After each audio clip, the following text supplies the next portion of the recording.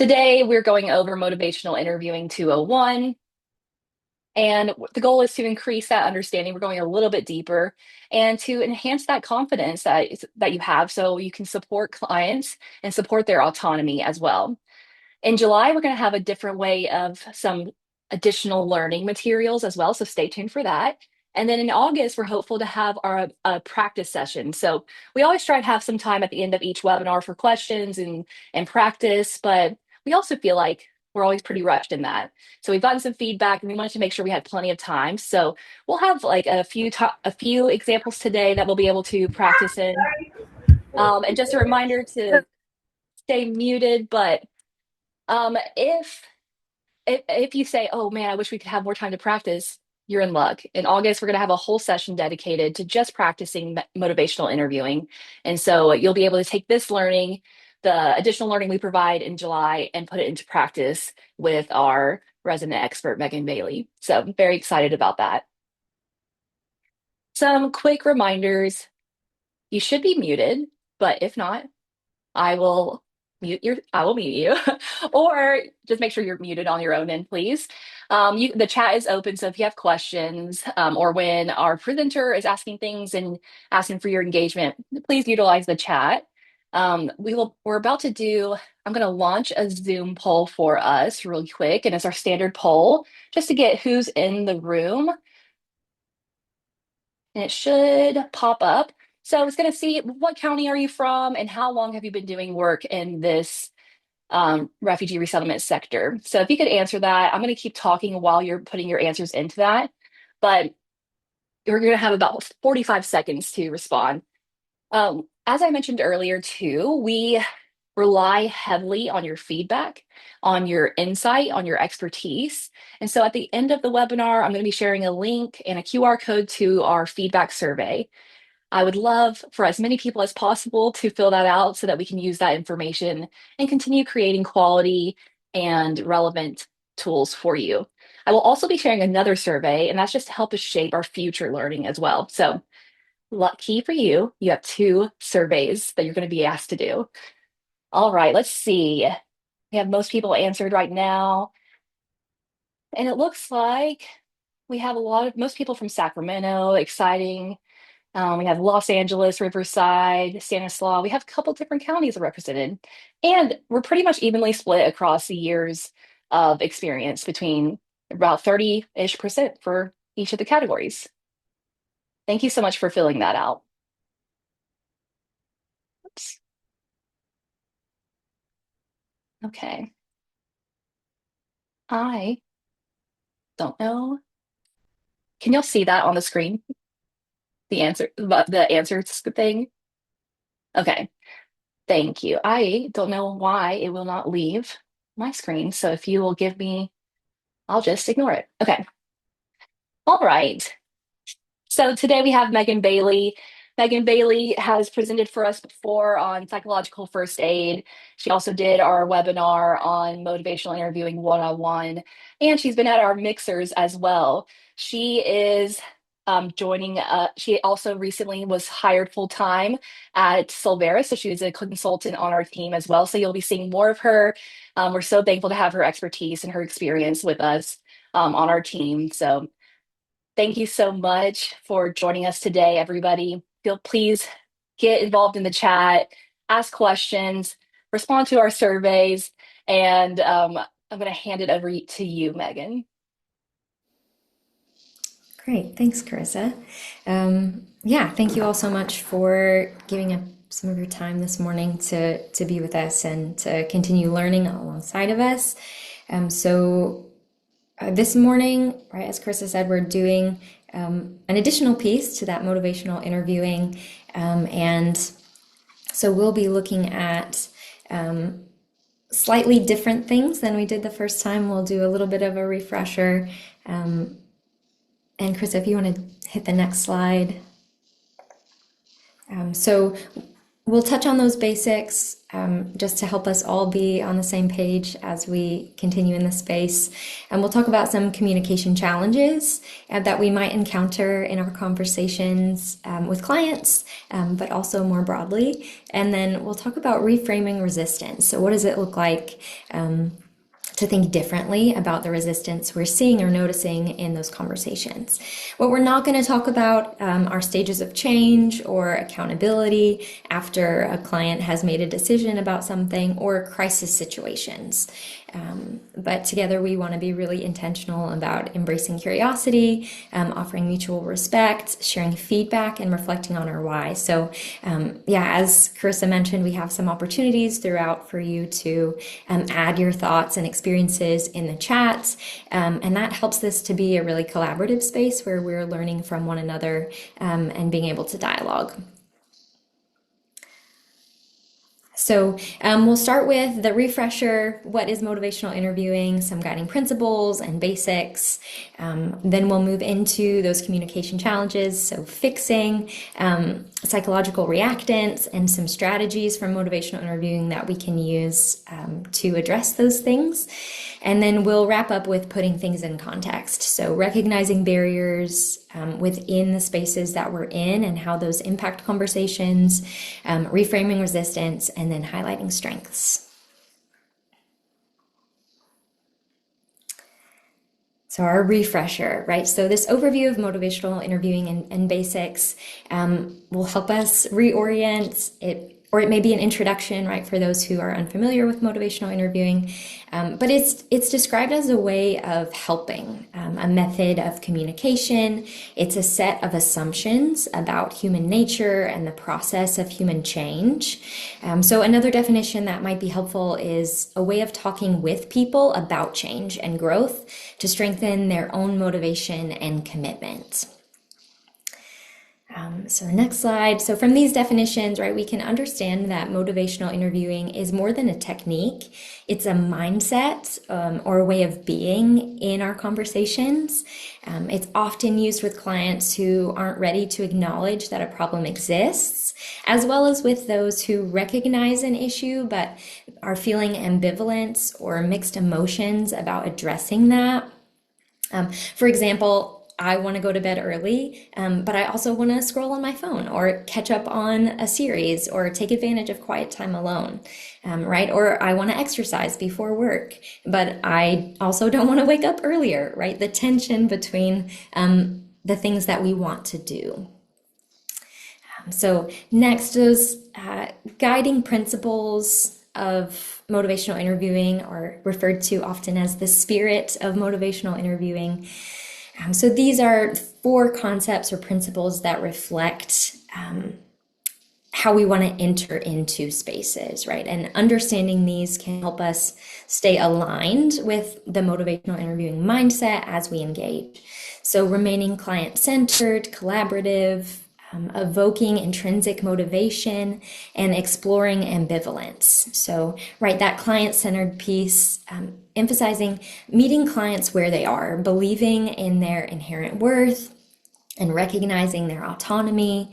All right, we want to be collaborative, remembering that this is a partnership where clients are the experts in what they want and how they want to get there. And our role is really to help empower them to get where they want to go.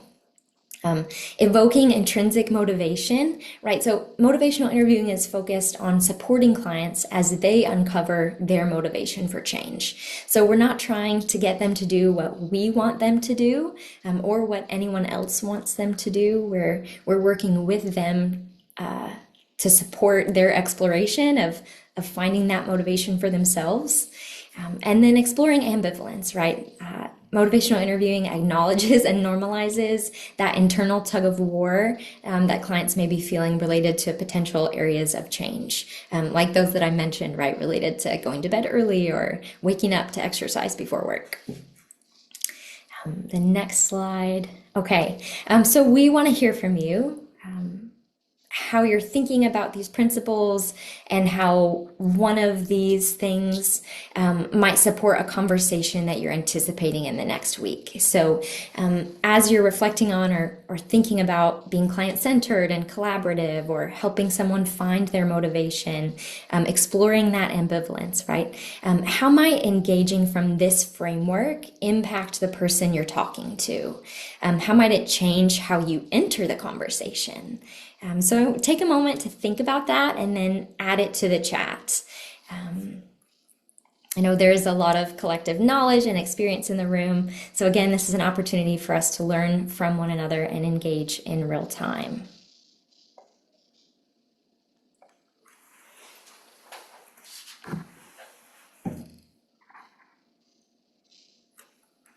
I know it can be a lot to think about, but maybe even thinking about one of those principles, right? Like if you're entering a conversation with the understanding that the conversation is collaborative, the relationship is collaborative, what would that mean for your conversation? How might that change what you say, how you think about it?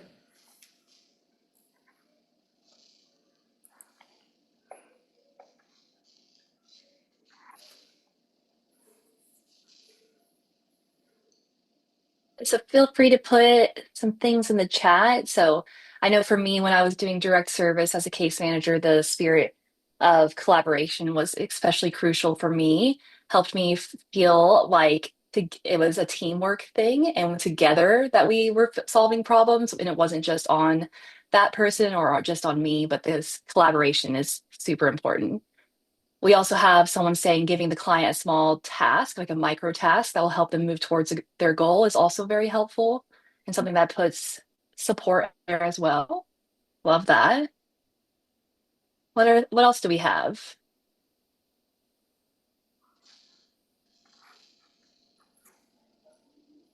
I know we're asking you to to engage in maybe different ways than you were expecting on this webinar today. Um, but we're glad you're here. I think one of the things that often helps me thinking about acknowledging even and exploring that ambivalence, right? And we'll get to this a little bit later, but that tug of war that folks may be experiencing is not necessarily negative, right? It's a normal thing, and so that's something we can lean into and explore that rather than feeling like it's a barrier to our conversations. Yeah, asking thought-provoking questions.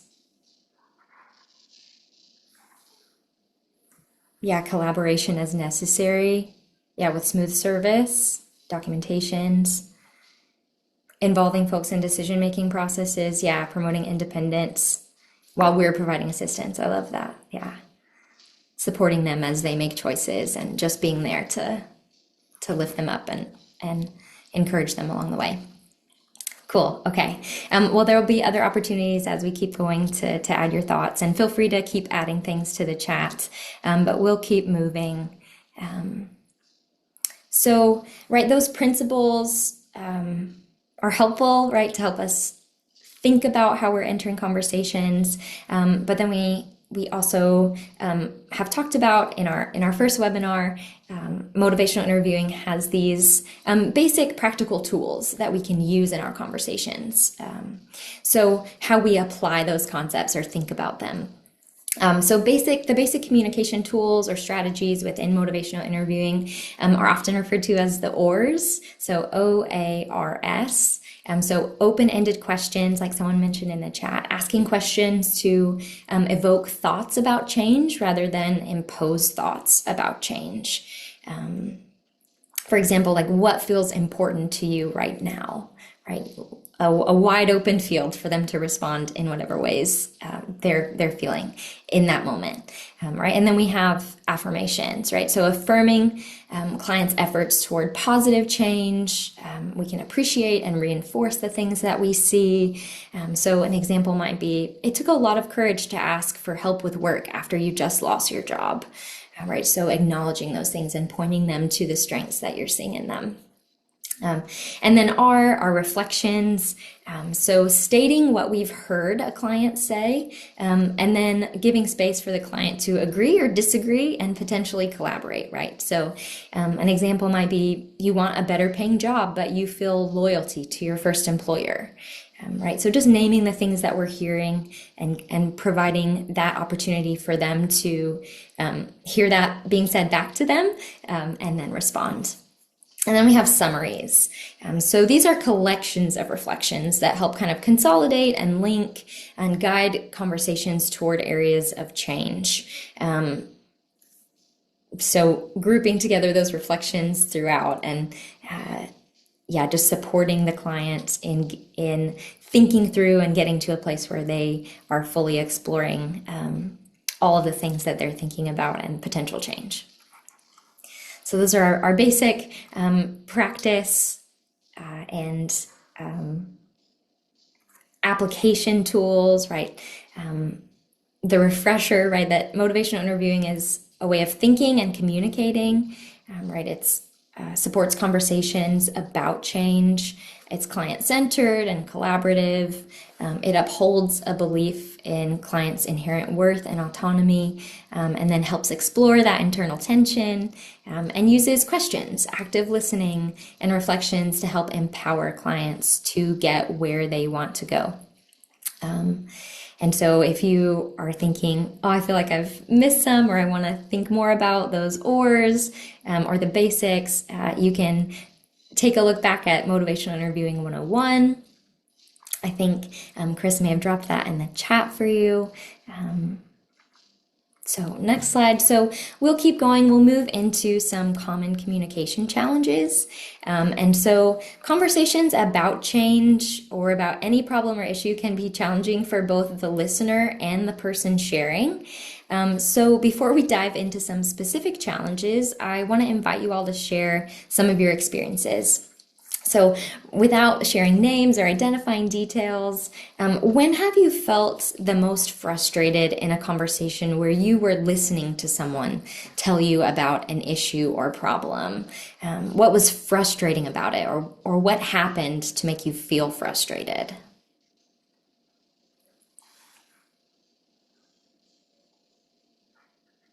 Feel free to add in the chat. And as you're thinking about what may have been frustrating about being a listener, you can also start to think about when have you felt most frustrated in a conversation where you're telling someone about an issue or problem, and what maybe happened to make you feel frustrated. And I see a question in the chat, and so I'm going to make a note about that, about resistance to change related to culture and age, so that we can circle back to it. That's a great question, though.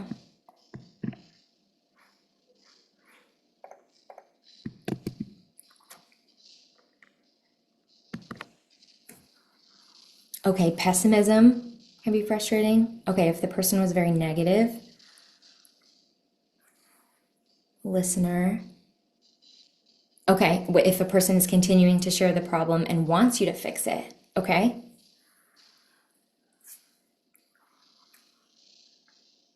Yeah, keep sharing. Have you ever had an experience where you share a problem, and the reaction you get is not what you anticipated? Not being heard and being invalidated. Yeah. Yeah, that can be very frustrating.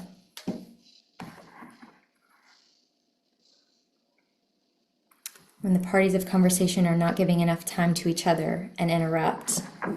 Yeah, that can be very hard. Okay, sharing about harming themselves. Yeah, so the topic that someone's sharing about.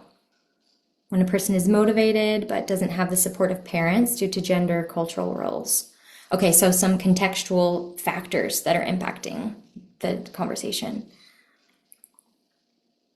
Lack of accountability as the listener, as a sharer, the person over talking and putting the conversation back on them. Okay, making themselves the focus when you're trying to share something that feels significant. Yeah, these are great responses, right? And highlight the variety of challenges that we can face when we're in conversations. I think one of the things that I I often think about since I've seen this video, and I may have mentioned it in Motivational Interviewing 101, but there's a video where someone is sharing, and at first you just see their backs, and they're talking about this pain they're having, and all these issues, things that they're having holes in their clothes, they're encountering all of these barriers. And the listener, you can just see, is like staring very intently at their face, and you think, okay, they're really listening. And then you see more, and the speaker has a nail in their head. And the person who was listening is like, but you have a nail in your head. And the person who was sharing was like, but I'm trying to tell you about it, right? And they didn't want to acknowledge the nail, but they felt like they weren't being heard. But the listener was so fixated on what they thought was the problem that they wanted to jump right to that, right? And so those things that come up in our conversations, and feel free to keep sharing in the chat. I see lack of cultural understanding. Yeah, that can be a significant barrier. We'll transition into, so something that story highlights, right, is our tendency to fix. The tendency to fix, if you want to, yeah, there we go, is a common response to hearing about an issue or problem, right? We want to help, to fix, which can move us into trying to fix or solve the issue, even if we've not been asked to do so, right? You may resonate with hearing something, and your first thoughts, or your brain is like, okay, well, what about this? What about this thing, right? Or you may have been on the receiving end of that. Someone added, assuming you know what the problem needs to be addressed first. Yeah, like that we know what needs to happen. And so what that can communicate to the person we're talking to is that we know best. It centers our perspective and directs the next step for the person. And so that aligns right with what many of you shared in the chat. But this doesn't align with motivational interviewing, which prioritizes asking over telling, right? And supports clients in finding their own motivation and their own empowerment to move forward, and what that looks like. So we'll talk a little bit more about strategies for that. But the second thing that I wanted to highlight for us today is psychological reactance. And so you may be familiar with the term, or when I talk about what it is, you may be like, oh yeah, I have either experienced that or recognized that in someone else. So psychological reactance is a natural response to limited choice. So it's when we feel restrictions on our freedom and limited autonomy, we tend to do the opposite of what we're being told to do. So if someone tells you not to touch a button, what do you want to do, right? When I see do not touch signs, I have to check my own initial reaction to want to touch that thing that I'm not supposed to, right? Or you may have heard the story about the research with the candy bar, and like they say, don't eat the candy bar, right? And then leave the room, and the temptation to like eat the candy bar. And so it's that motivation to regain a freedom after it's been lost or threatened, right? So that can lead people to resist the social influence of others. Right, being told what to do directly or indirectly can lead to rebellion against what that advice or suggestion is. But it can also lead to relational tension between whoever gave the advice or direction and the individual on the receiving end, right? So if that person then becomes someone who they perceive as removing autonomy or freedom, then that can disrupt relational capital that's been built. It can limit their desire to interact with that person. And so as we're thinking about that with clients, right? We want to be mindful of how we're communicating so that we can maintain relationship and continue to be someone that they trust and can come to. So, right, that ends up being counterproductive, and rather than producing the positive change or decision making, autonomy, empowerment, right, it moves people away from positive change and potentially away from the person who shared the message. And that response, right, if we're being honest with ourselves, right, we then often perceive as non-compliance or a lack of cooperation, rather than a normal reaction to something. And so being aware of that. And so before we move on to the next slide, I want to quickly note, because of the context, right, that there can be some cultural differences in psychological reactants. And so we won't spend a lot of time on this, but so reactants in individual versus collective cultures, individual, them versus me, right? I'm feeling a loss of my individual freedom.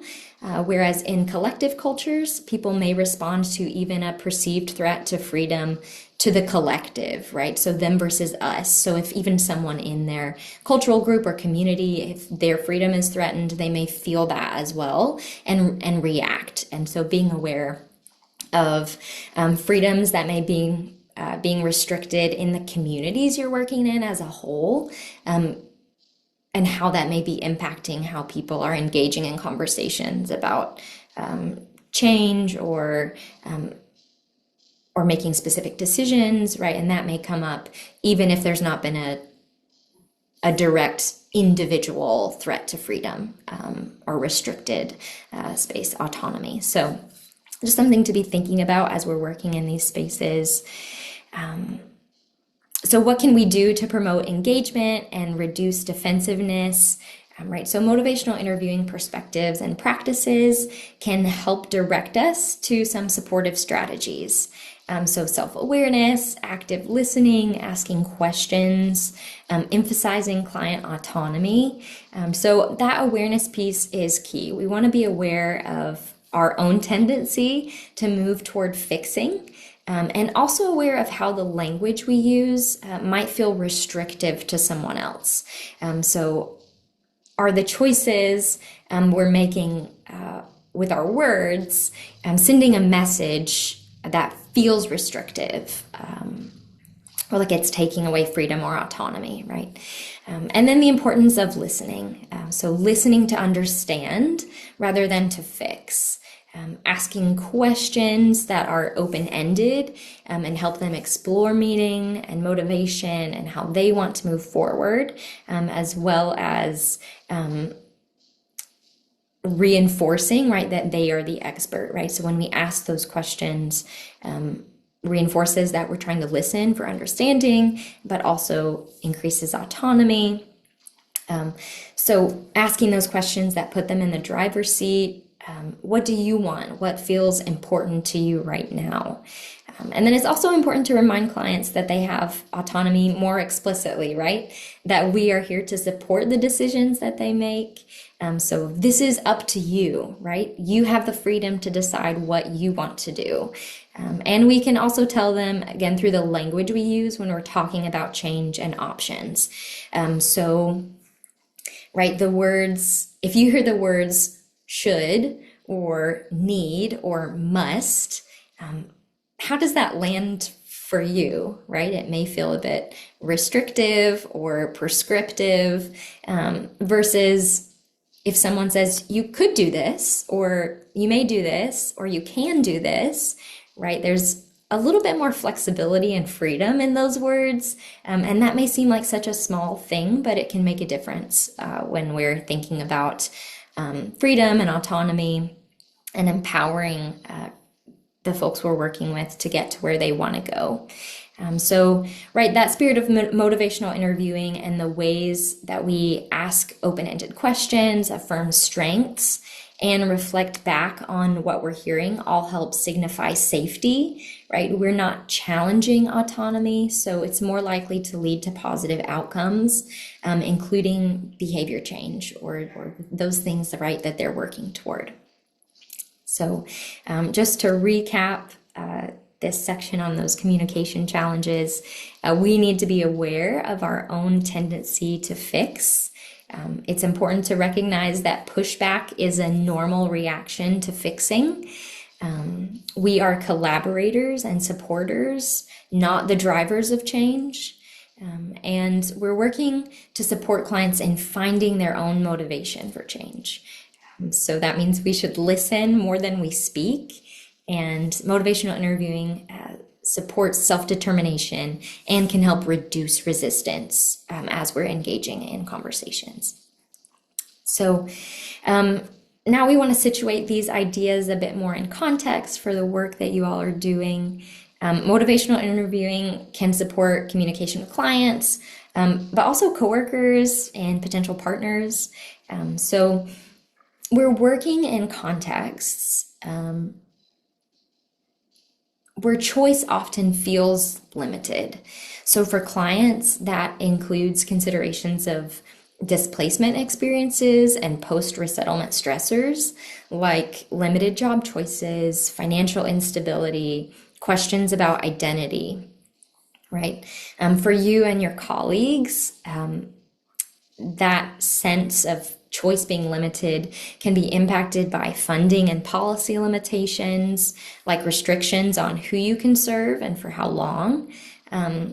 Choices about the work you're doing might also feel limited by perceptions about client engagement. So if you're experiencing resistance or pushback, you may be wondering why people aren't participating in the ways we expected or hoped for. And that can feel restrictive or limiting on the things that you try or are able to do moving forward. And then those experiences of limited choice can lead to hesitancy or uncertainty in the present and as we're moving forward. And that can lead to increased resistance, can make things more complicated and feel harder as we're engaging in conversations. Right, how can motivational interviewing help us think about resistance and work with clients and others who are in a state of resistance? So we want to dive in a little bit more deeply to what it looks like to reframe resistance. So resistance can feel personal, right, which is hard. It can feel like a client isn't cooperating. But like we talked about with psychological reactance, right? Resistance is a normal protective response to fear or the perceived loss of autonomy, right? So how can we reframe our understanding of resistance and our response so that when it happens in our conversations, it can move us toward more positive outcomes? So when we experience that resistance or reactance, right, we want to take a step back. We want to validate the client experience. We want to acknowledge the ambivalence and ask questions to help the client find their own intrinsic motivations for change or the action you're having the conversation about, right? Doing this can help center clients' priorities and expertise, right? It strengthens client agency and autonomy.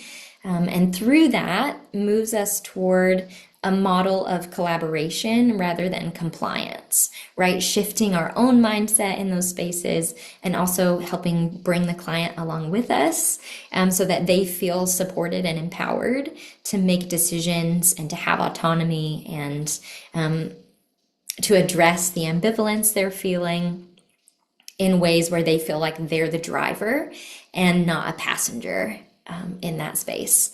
And so, right, as we're thinking about that and reducing resistance and even our own mindset in those spaces, right, another way that we can do that is by affirming the strengths we hear and see in our conversations. So if you want to move us to the next slide. All right, so as we think about what resistance is communicating and about the strengths, it points to those deeper things that are going on within a client. And we want to be able to recognize that and to think more holistically about that space and to support autonomy. So I'm going to share an example, right? And then there'll be some opportunity to engage. So if a client wants to address a toothache, but also doesn't want to go to the dentist because of stories from within the community, and they're pushing back on your offer to connect them to a dentist, right? That might feel like they're being resistant and non-cooperative and like they really don't care about addressing the issue, right? But first we can think about, what is the protective reaction, right? Why might they be responding in this way? And so it could be, from this scenario, like potential fear of tooth extraction based on other community members' experiences, right? If they have only heard stories of people losing teeth when they go to the dentist, and that's the norm, right? That can create fear, or the anticipation that if they go to the dentist, that will be their experience, that they'll lose teeth when they go. And so understanding and looking for what is that deeper reason, right? Why is this resistance coming up in this conversation? And then we can also think about what strengths their comment alludes to, right? So in this scenario, those stories from the community highlight social ties within the community, which we know are really important for well-being, right? So there's the struggle there and the resistance, but there are also strengths within those stories that we can look to, both to remind ourselves and to point the client to, right? As we're affirming the space that they're in and those decisions and exploring that ambivalence. So we can think about another example together. So if you want to go to the next one. So say a client wants to make more money, but doesn't want to leave their current job and is pushing back on advice for them to apply to other jobs. In the chat, share what you think a source of resistance might be, or where do you think the resistance might be coming from? And also, what strengths might this story highlight? So we'll take a minute for you to jump in. No right or wrong answers, right? Fear of the unknown. Yeah.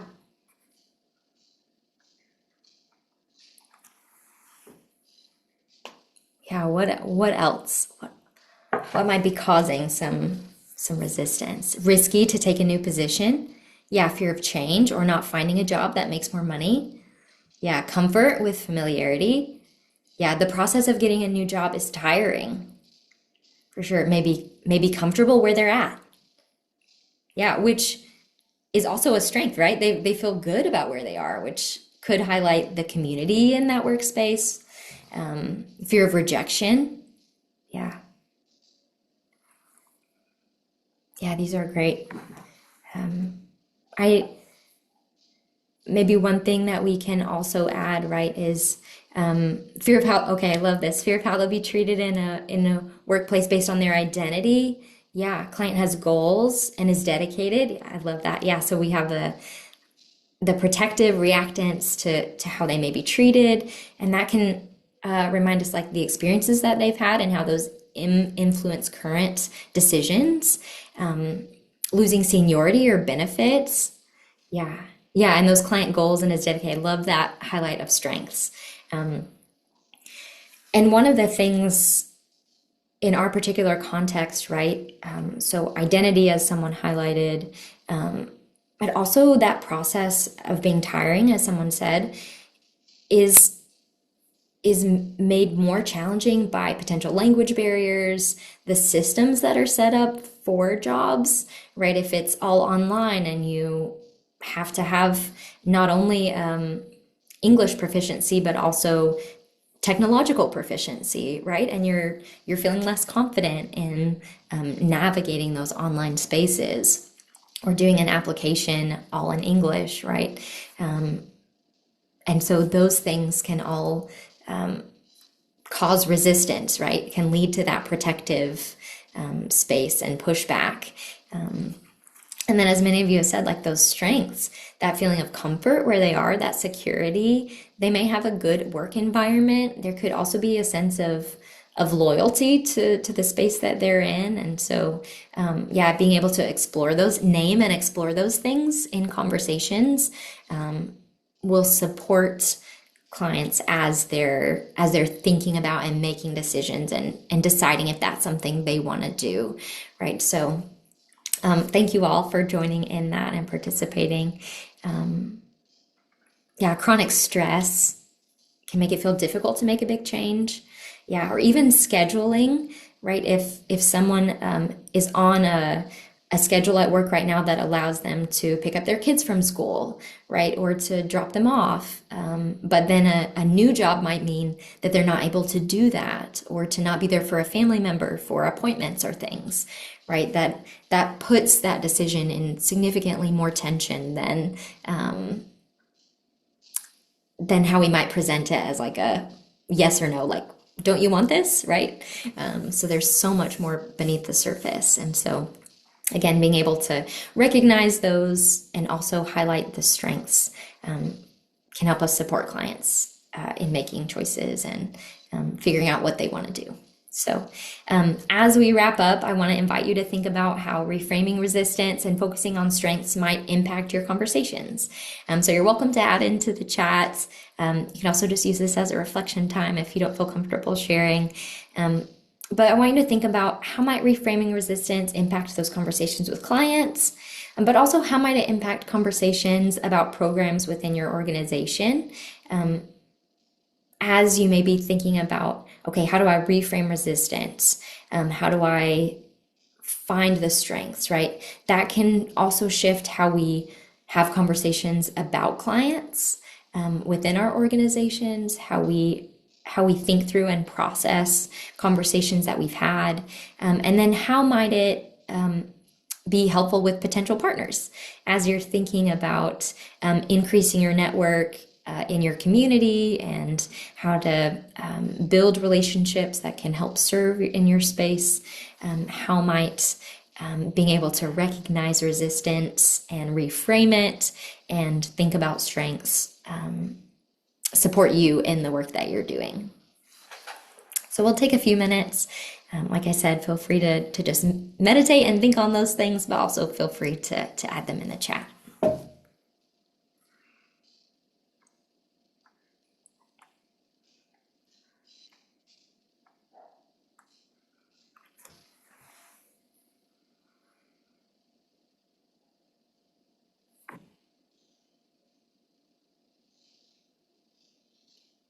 I just wanted to add that I think it's really helpful, the question that you're asking second about how it might impact conversations about programs within the organization or with potential partners. Because oftentimes, when you are working in human services, there is an assumption that clients who are accessing those services should just be thankful for what is available and should say yes to what you're doing. And so, oftentimes, like when you're bringing in new partners, they might assume they might say like, "Wow, all these clients from this agency seem to be pushing back on a lot, or they don't want to engage with us. We're trying to offer them this." But I think helping them realize that resistance is something that can happen psychologically based on so many different reasons is a really important perspective shift. So I think it's especially important in services where you are offering a program and people expect, oh, they should just be thankful for this program that exists. But there's so much more to it than that. So I think it's a great way to frame those partner conversations. Yeah. Yeah, I know we have some folks in the chat. So acknowledging fears and that sense of overwhelmingness, helping remember past examples of their persistence and success, and ask them how they managed it. Yeah, I love that. Yeah, that's great. Right, and it is, I think, an important reminder as we're having this conversation is we're not trying to eliminate resistance, right? We're trying to recognize resistance for what it communicates, and that it's normal, right? We experience that in our conversations with others, but also internally, right? That sense of, even if we can't name it, why do I feel such tension around that suggestion or advice, right? And so being able to recognize and acknowledge and explore that is really what we want to move toward. Resistance can be seen as positive, demonstrating self-advocacy, absolutely. Yeah. And so as we're leaving this space, right, just thinking about how does that awareness of resistance shift our own responses and self-awareness? How can it help us engage in those spaces? And so I appreciate you all sharing your thoughts and experiences. And so just a quick recap of our takeaways. Resistance is a normal response, right? And motivational interviewing can help us reframe resistance for positive conversations. Motivational interviewing supports self-determination, and particularly, right, as we're working in contexts of limited choice. It centers clients' priorities and expertise, helps us move toward collaboration rather than a mindset of compliance. All right, that's really key. And then understanding the source of resistance and looking for strengths, all right, can support our conversations and help anyone we're talking to, right, feel more empowered and able to better understand those kind of deeper psychological and internal struggles that we're having as we wrestle with the things we want to do that are in tension with other things that we want or feel the need to do or are feeling protective of. And so as we end our time, one thing that we can all think about as we move forward, if you want to head to the next slide, is what is one client or internal organization interaction coming up in the next week where you can commit to reframing a potential resistance and shining a light on strengths. So again, there's always freedom to add it in the chat, but just a reflection as we end our time today. And so I'll pass it back off to Carissa, but thank you all so much for being with us and for sharing your knowledge and experiences with us. Yes, thank you so much. And as you still consider this question, this personal commitment, I think it's really important just in this moment, make this small decision, this small commitment here. So I want to give you time to do that. But also, Megan, I know we had a question that came through in the chat earlier and wanted to see if it seems like we do have time to answer it potentially right now. But the question earlier we had was, is is resistance to change something that can be like dependent on cultural um someone's cultural background or their age? Thank you for reminding us and taking us back to that. Um, so I think yes, and right. So resistance and even that psychological reactance actually happens at a very early age because it's a normal reactive response, and so across age spectrums, that resistance is something that occurs, and I think as I kind of very briefly touched on, resistance within a different cultural spaces can look different, especially the individual or collective in terms of the threat to freedom. Like, is it a threat to individual freedom versus a threat to community freedom or collective freedom? And so that can impact that. I think the other way is just thinking through those reasons for resistance, right? Some of the things that in an individualistic culture you may think of as resistance to change or a reason for resistance, right? Might not touch on all of the things that you would think of for someone coming from a collective culture, right? And so if it's something related to individual autonomy, right? Even if we're thinking about a job, like, oh, why don't you want this job? It makes more money. Let's say it's for a single person, right? Like a young adult, single person, no children.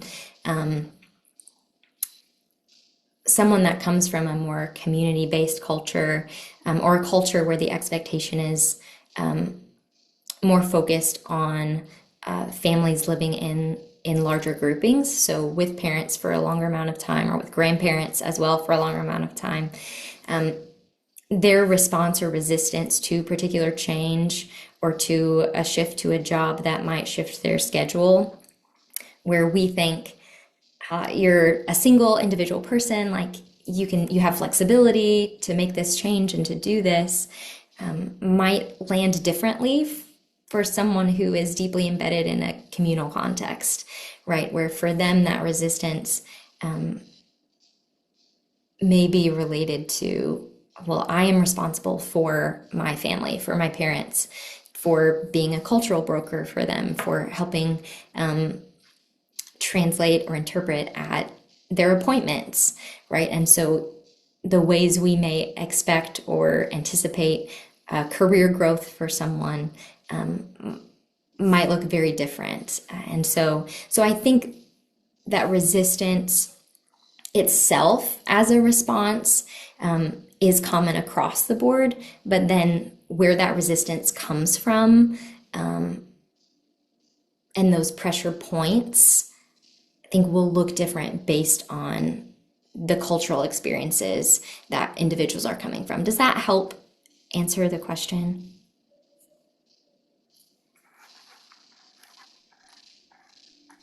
I I thought hope. it was great, but I hope I cannot remember. I apologize who put that one in the chat. Great response, Megan, but just especially the yes and. So we know nothing in life is prescriptive. So yes, this is the culture and age are definitely going to have an impact on how somebody experiences and interacts with anything in life. But it's important to know that doesn't mean it's always going to look the same exact way. So not everybody from one place is going to react to resistance in the same exact way. And we got a yes, thank you confirmation from Saeed. So thank you for that. Um, Thank you for engaging with us today. We will, again, like I mentioned, in August, we're going to have a live practice session where we're going to go through different scenarios of and how to use motivational interviewing in those exact scenarios because we wanted to have plenty of time to actually get the practice in. So you will get information about that, and the whole session is just going to be about practicing it. And we're so excited to get to bring that to you. We'll also be releasing some additional like learning materials for motivational interviewing in July. So you have a lot of things coming up for you. So stay tuned, stay engaged with us as it's very helpful for us to see how you interact with the materials we put out. So thank you again. And also, we have resources that I'll be sharing in our follow-up email that will be available on support guide as well. So those will be coming to you. Like I just mentioned, we have things happening in July and August, so stay tuned for that information. They'll be coming out in our survey and our follow-up email, and also in our newsletters that we're sending out each month. And like I mentioned, feedback survey. There's a QR code on the screen, and I just put it in the chat as well. This really is so important to us. So I really do encourage you to help us out and respond to our survey. Uh, Very important for us to get your thoughts on everything. We are open to your feedback. We love your feedback, even if you're like, hey, please do this differently next time. We would like to hear that. Um, and I'm also in that feedback survey. If we didn't get to answer a question that you were hoping we would, then you can put it in that survey as well. So we can then respond to it directly to you, or we may be able to send it in the follow-up email as well so that everybody has access to it. Additionally, as I mentioned earlier, we do have another survey that it was in our newsletter. So far, we've only had one person respond to it. So I'm going to encourage you to respond. It's in the chat. This will be in our follow-up email as well. If you just click the link right I have there for share more, this is so we can get some ideas of other things you might want to learn about, other ways you might want to engage with us. Also, we would love to hear how do you learn best? So as we're thinking about different ways to provide information to you, we would love to know, do you love things that are written materials, live recording, like recordings, live sessions? We want to hear from you so that we can adapt and provide stuff that is most impactful and relevant for you. Okay, so two surveys, the feedback survey, and one that you're just sharing more, helping shape the future of this programming. All right. Thank you so much for attending today. Thank you for being in the chat.